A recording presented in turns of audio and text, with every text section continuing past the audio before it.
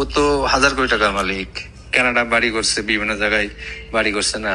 তা ফরহাদ সাহেব তো দেখলে একবারে হুজুরের মতন লাগে।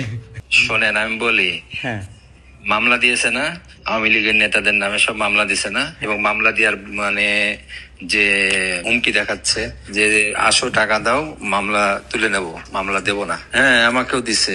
কে দিছে? মাসুদুর? সে তো আমার কাছে 50 চাই। কি করবে? হ্যাঁ আমাকে সেভ করবে, আমাদের সব জ্বালা পোড়াও করে দিয়েছে, তারপরে ক্ষয়ক্ষতি করে দিয়েছে। আমার তো ভাই 5 টাকা দেওয়ারও সামর্থ্য নাই বর্তমানে। আমার মেয়ে এতে পড়ে আপনার এই যে ড্রাগ ইউনিভার্সিটিতে, এই সেমিস্টারের টাকা আমার ভাইরা ভাই দিয়ে দিল। আপনার ভাই কই? ভাইয়ের বাবির কাছে লোন। ও তো হাজার কোটি টাকার মালিক, কানাডা বাড়ি করছে, বিভিন্ন জায়গায় বাড়ি করছে না। তা ফরহাদ সাহেব তো দেখলে একবারে হুজুরের মতন লাগে। হ্যাঁ সাবেক মানে এরকম হুজুর ভালো মানুষ তো আমি দেখি নাই, মনে হয়েছিল আওয়ামী লীগের টাইমে যে এমপি। মিনিমাম 1-2 এর নিচে তো না, মিনিমাম 2 কোটি, 1-2 কোটি। হুম।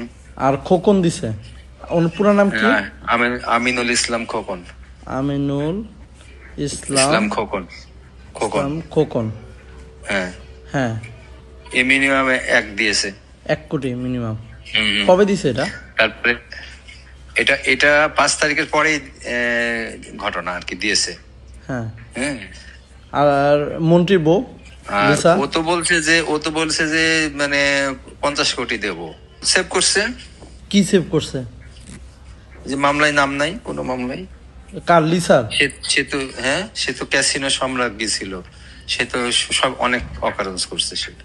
আর হচ্ছে আমাম হোসেন মিলু চেয়ারম্যান, আমাম হোসেন মিলু, এ তো টাকার কমির, এ তো 1-2 তো মিনিমাম তো 2। মাসুদুর এত টাকা কামাইছে?